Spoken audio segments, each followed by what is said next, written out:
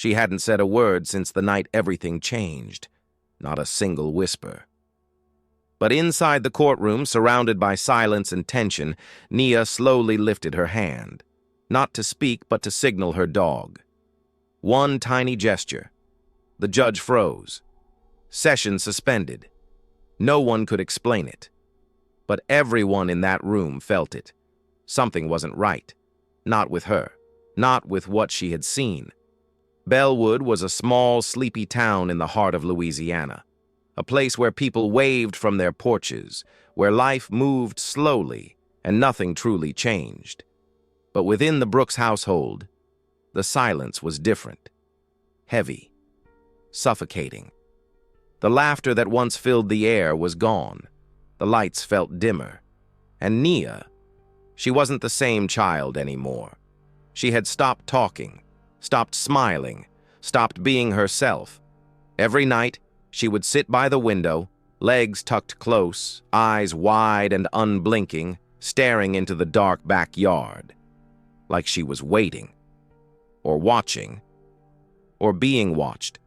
Camille, her mother, tried to act normal, tried to stay strong, but every night when she saw her daughter frozen like that, something deep inside her twisted with dread.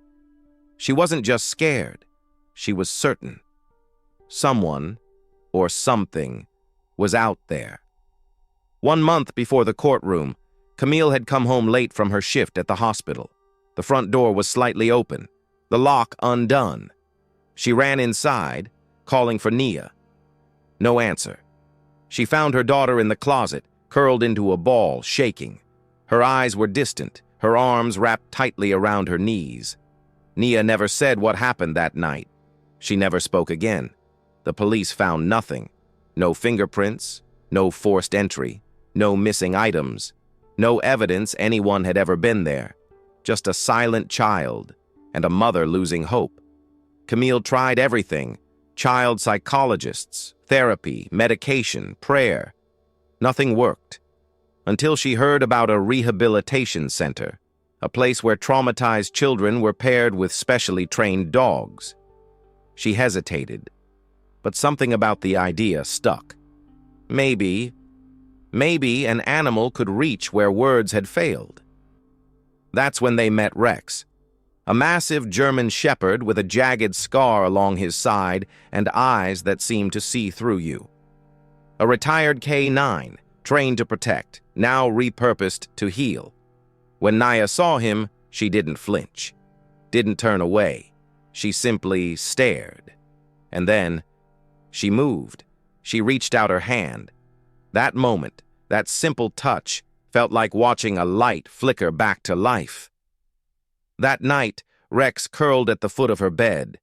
Nia didn't look at the window. She lay on her back, hand resting on his fur, and she slept.